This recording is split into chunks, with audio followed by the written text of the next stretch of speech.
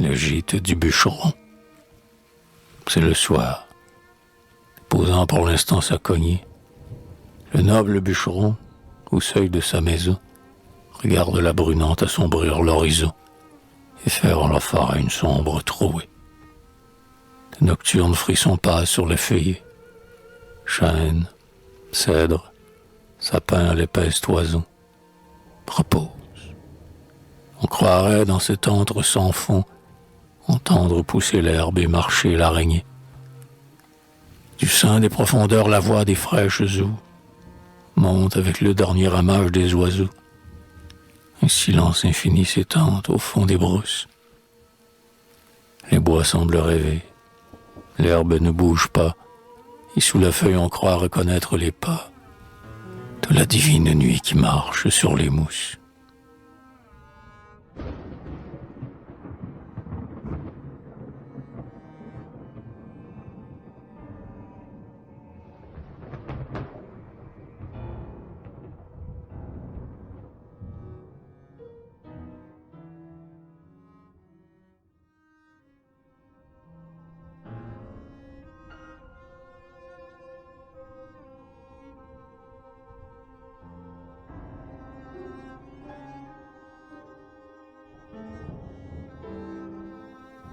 Aux forêts gaspésiennes.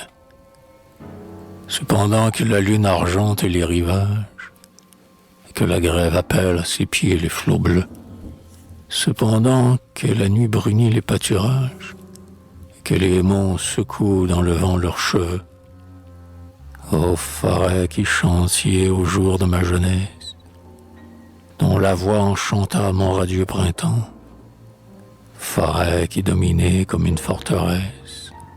De loin je vous revois, de loin je vous entends. Comme la mer vous êtes belles et puissantes, votre vague s'étend autour des verts îlots. Vous portez l'infini dans vos branches géantes, et vous avez aussi vos chants et vos sanglots. J'écoute, vous chantez. Vos bruyantes ramures pleurent, chantent, frémissent tout à la fois, puis cet hymne grandit. Vos chansons, vos murmures, sont un orgue grondant sous la voûte des bois. J'écoute, vous chantez, forêt gaspésienne. Dans l'air tiède des soirs, vos souffles apaisés ont des gazouillements, des paroles humaines, de longs soupirs d'amour et des bruits de baisers. Oui, c'est vous, ô forêt, mon vierge et sublime, que j'aime. Ouais, c'est vous, asile, profondeur, aux contours ont grisé mon œil amant des cimes, et mon âme par vous s'imprégna de grandeur. Et quand, parfois, je songe à mes heures bénies, quand le passé renaît en moi, simple et vainqueur, je me rappelle encore vos saintes harmonies, et votre grande voix vient chanter dans mon cœur.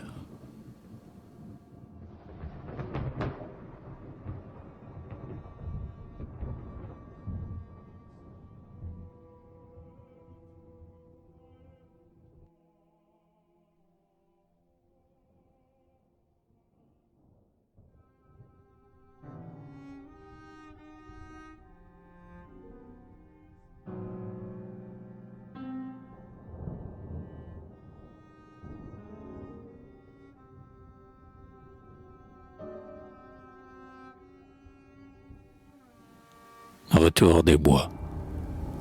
Comme le vent ployant les avoines en gerbe, et qui, folâtre, va de buisson en buisson, comme l'oiseau joyeux, égrenant sa chanson, comme le papillon, volant d'herbe en herbe. Nous partions le matin, par un jour réchauffant, foulant l'herbe sauvage et le lierre et la ronce, le long des marais bleus où notre pied enfonce, et ta main d'écolier tenait ma main d'enfant. Un ciel pur et léger dorait le paysage. Les plus petits ruisseaux semblaient des lacs d'argent. Et dans ces lacs, miroirs au teint clair et changeant, nous mirions tous les deux notre jeune visage. En ces recoins touffus qui semblent des berceaux, souvent nous faisions halte, épris de quiétude, et, pour calmer du jour l'ardente lassitude, nous buvions dans nos mains l'eau claire des ruisseaux.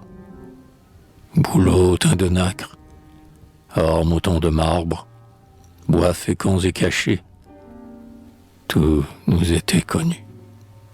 Et quand nous effleurions des mains leurs fils ténus, un long frémissement courait d'arbre en arbre. Ah, quelle bonne joie, quel plaisir c'était de revenir, le soir, en suivant la ravine, cependant que, jetant dans l'air sa voix divine, le lointain Angélus au village tintait. Le soleil reculait, les monts devenaient roses, les parfums de la nuit montaient du vert sarment, et nous redescendions la côte, lentement, les bras chargés de fruits, de feuilles et de roses. Alors, subitement, passait devant nos yeux la chère vision, la vision très nette, d'une fumée au loin et d'une maisonnette où le charme du soir planait, silencieux. La chère vision d'une table massive où le repas frugal sur la nappe fumait, et de ce coin paisible et chaud où l'on dormait, dans un grand lit tout blanc qui sentait la lessive. Or, lorsque, réunis pour la 100e fois, nous veillions en famille, ainsi que c'est l'usage, nos habits, imprégnés des sentures du feuillage, jetaient dans la maison la saine odeur des bois. Et tandis que du soir les couleurs et les flammes drapaient notre foyer d'un magique reflet, en cette heure sublime et grave, il me semblait que l'âme des forêts se mêlait à nos âmes.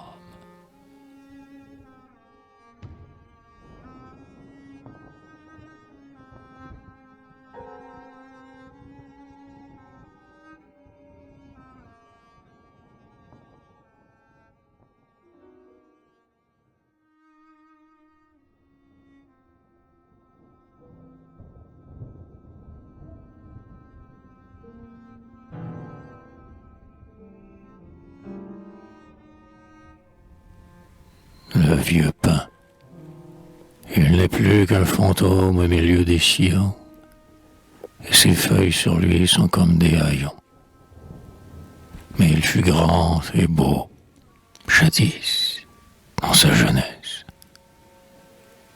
Jadis, il vit passer, sous sa ramure épaisse, par les soirs attiédis, muets et langoureux. Il vit passer, rêveurs, les couples d'amoureux.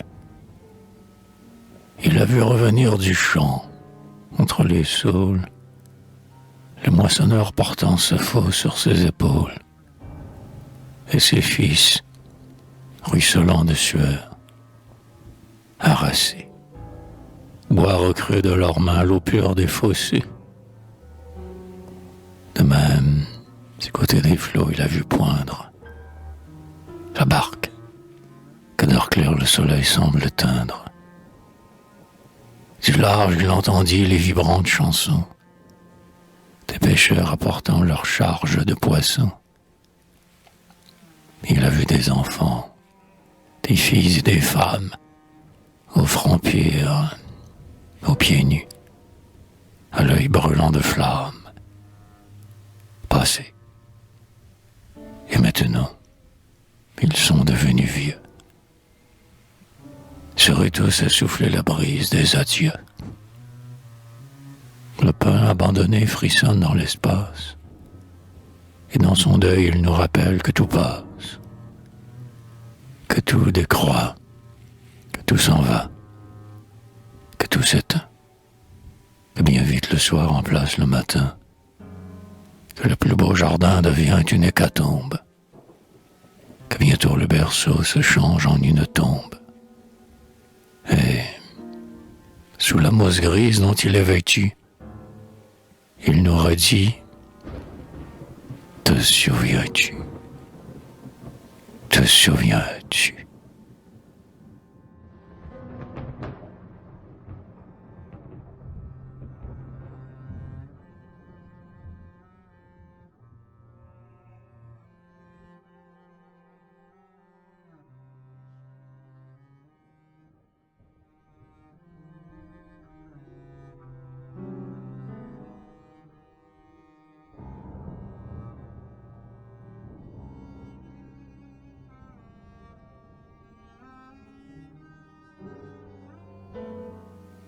Le chevreuil. Un jour que je flânais avec mes jeunes sœurs, dans les ravins en friche et le bruyère en fleurs, soudain, nous nous trouvâmes dans un bois superbe, une immense forêt au sol tout vêtue d'herbe et de mousse. Le saule au feuillage léger, le merisier nageux qu'on croit voir voltiger, l'ormeau, le noisetier, le thym, la marjolaine, les rêles au fil soyeux qui volent sur la plaine, le groseillier sauvage écrasé sous son fruit, le sureau, le pourpier et la belle de nuit, la fougère ajourée et les tremblantes mûres, l'arbuste aux mille fleurs, l'arbre aux mille ramures, le chêne gazouilleur, le petit bleuet bleu qui brille dans la mousse ainsi que de 12 yeux, le lierre enlaçante aux fines ciselures qui s'attache et qui met d'épaisses chevelures sur les épaules des vieux pins. Dans la forêt, tout poussait, tout chantait, tout riait à souhait dans une paix auguste, heureuse et vénérable. Cet abîme effrayant, ce mystère adorable, faisait germer en nous un grandissant émoi, et notre cœur battait de bonheur et d'effroi. Or, de ce gouffre vert où la beauté fourmille, surgissant tout à coup de l'épaisse charmille, un chevreuil apparut. Il s'arrêta, surpris, se cabra, redressa son cou flexible et gris. Ébahi d'avoir fait découverte pareille, il leva le museau, tendit sa fine oreille. Le petit animal, au pelage argenté, parut vouloir s'enfuir d'abord, déconcerté. Mais il se ressaisit. Comprit-il notre joie? Un frisson parcourut sa fourrure de soie. Dans l'herbe, il raffermit son délicat sabot. Il se raidit, bien droit, semblant faire le beau. On eût dit que sa bouche essayait de sourire, qu'il nous aimait et qu'il cherchait à nous le dire. Et le chevreuil, les yeux pleins d'étrange ferveur, nous regardait d'un air souriant et rêveur.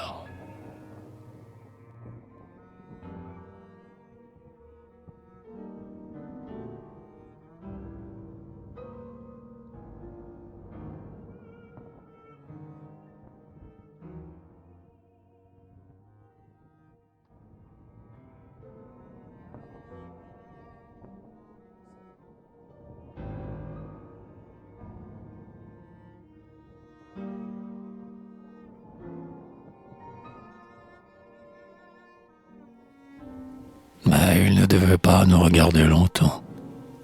Trop rapide, hélas, furent ces 12 instants. Les branches, les rameaux et les feuilles sans nombre scintillaient, remuaient et gazouillaient dans l'ombre. L'animal épiait l'antre qui l'appelait, et sans doute, en son cœur, le cerf ainsi parlait. Retournez vite, enfant, ô toi qui vous espère. Le cerf est pour le bois et l'enfant pour la mer. Du mont, Les derniers feux de la journée ont fui. Voyez, l'ombre du soir déjà tombe sur lui. Le crépuscule ami dort comme une moire, le lac silencieux où je descendrai boire. Et la lune, sa sœur, du bosquet émergeant, secoue au bord du ciel sa mantille d'argent. Retournez vite, enfant, à la maison chérie. Laissez-moi ma forêt avec sa rêverie. Laissez les bois vivre leurs rêves heureux. Ces jarrets impatients s'entrechoquaient entre eux, et, faisant remuer les feuilles comme une onde, d'un bond, il disparut dans la forêt profonde.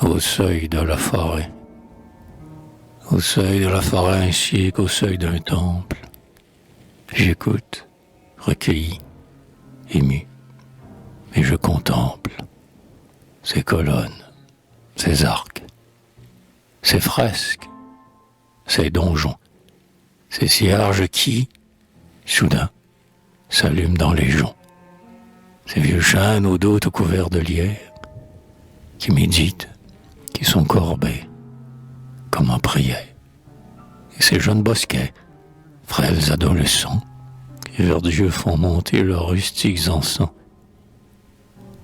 La forêt est un temple, et l'arbre en est le prêtre. L'érable, le bouleau, le peuplier, le hêtre, le cèdre, le grand pin au tronc lourd et noueux, sont des officiants aux habits somptueux. L'arbre est pieux. Il a dans ses vertes ramures des bruits d'ailes. Il a du chant dans ses murmures. Et, comme torturé d'un mal spirituel, dans ses gestes, il a des élans vers le ciel. Des forces, des lueurs circulent dans ses antres. L'arbre est l'officiant. Les oiseaux sont les chantres.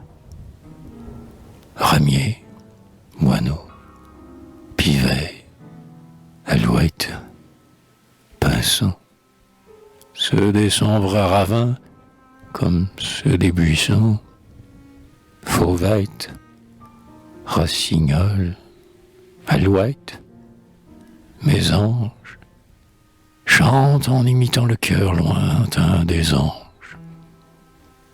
Et quand une tempête éclate sur les monts, courant, criant, hurlant comme 1000 démons, quand le vent fait plier l'arbre dans les ravines, les bois grondent ainsi que des orgues divines. Et dans cette ombre immense où l'Éternel se meut, je crois entendre, au loin, la grande voix de Dieu.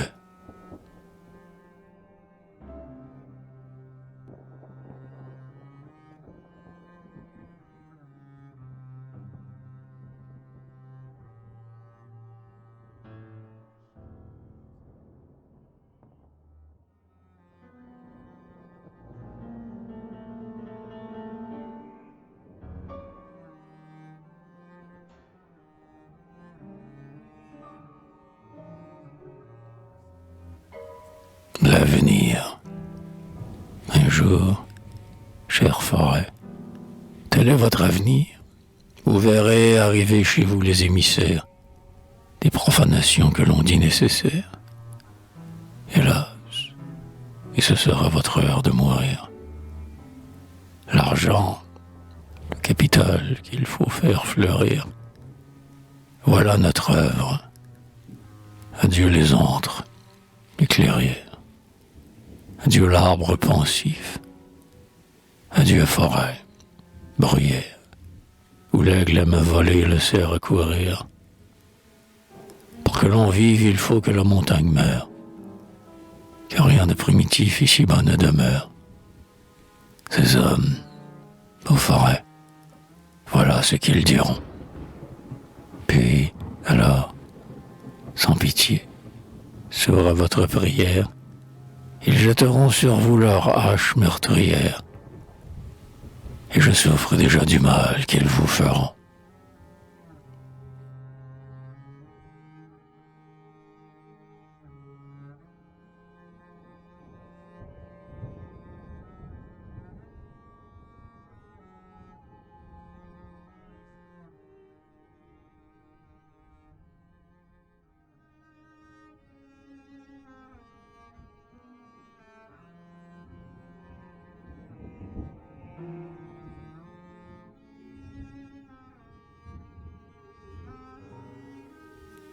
La ronde sous les bois, je vous vois, sous l'ombre tremblante d'un bois rustique fouillis. Troupe joyeuse et turbulente, petite fille du pays. Vous dansez, frêles et gentilles, et par la main vous vous tenez. Dansez, belle petite fille, dansez, tournez, tournez. Dans la lumière jaillissante, et lors des grands bois reverdis, vous passez, ronde éblouissante, dans la paix des soirs attiédis.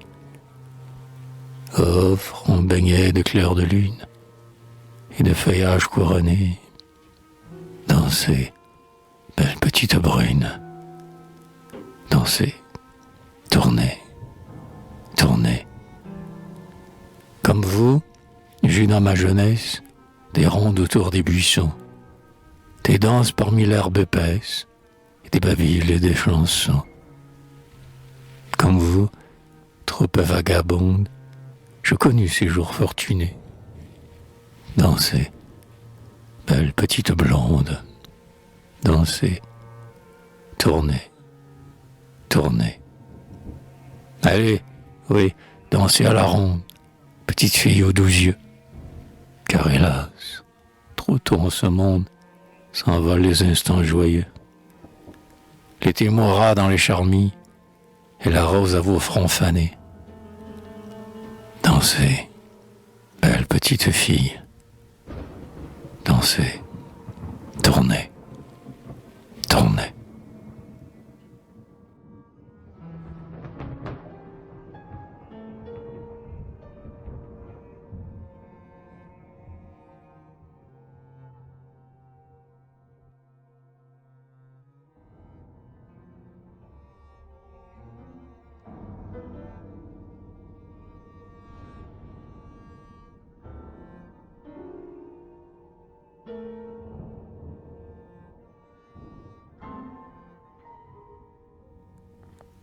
La route.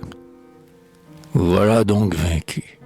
Grand mot, roc souverain, cap divin.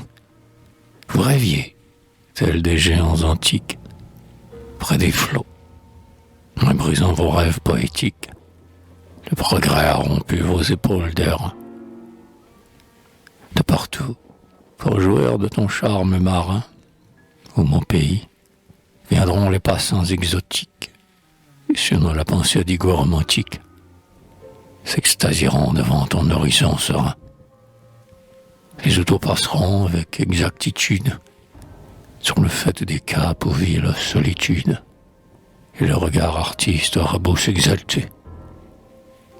Mais, tandis que nos pieds broieront la feuille tendre, moi je croirai, sous les verts feuillages, entendre l'âme vierge des bois, dans l'ombre sanglotée.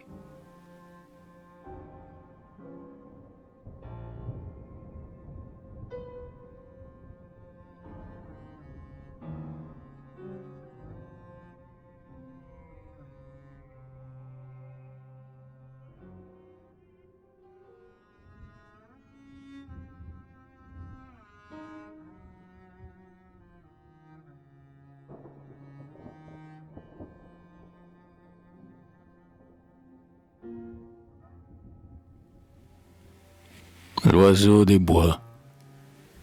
Souvent je te revois encore, je te revois et je t'entends. Dans ma pensée, oiseau sonore, qui revenait chaque printemps.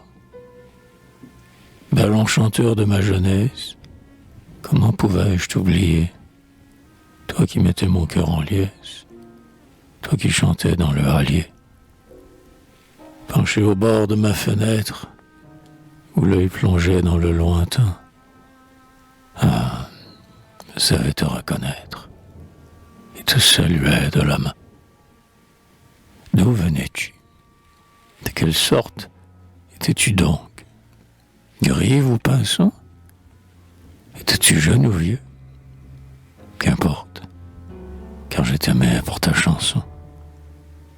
Dès que la terre découverte offrait au soleil ses penchants, juché sur une branche verte, tu reprenais les mêmes chants. De chanter, tu devenais ivre, ton petit cœur en semblait lourd.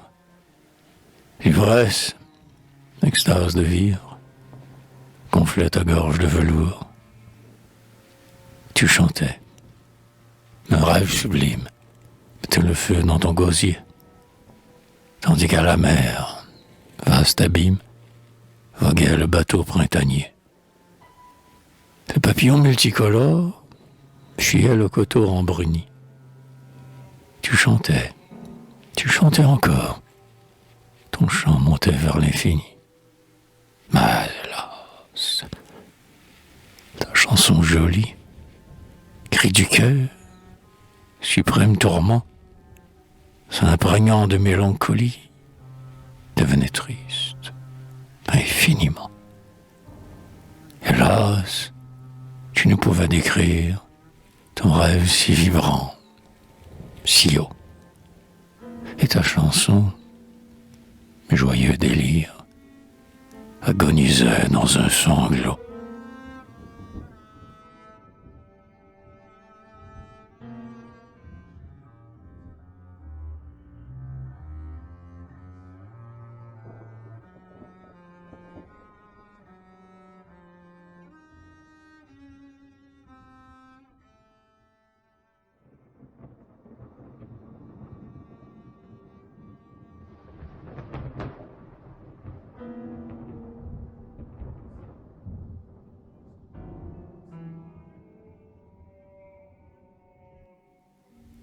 Ô frère, au chantre des ravines, mon vers est semblable à ta voix.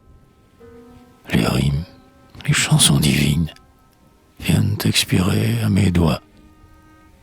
Dans tous ces tercets que vois naître mes yeux à leur tâche rivés, mon âme ne peut reconnaître les poèmes qu'elle a rêvés. Nul rythme ne peut vous décrire, sublime tourment de l'esprit. Et les vers qu'on rêve d'écrire sont plus beaux que ceux qu'on écrit. Ah, c'est en vain que je m'enflamme. Hélas, je le sais, désormais. Ce que j'ai de plus beau dans l'âme, nul vers ne le diront jamais.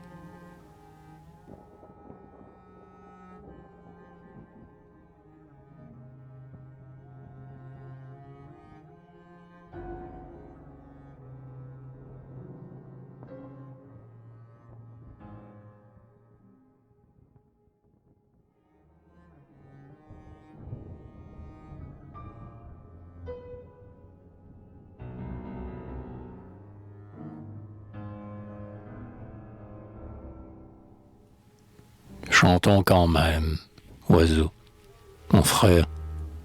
Chantons dans un rêve pareil, car le chant nous est nécessaire, comme à la plaine le soleil.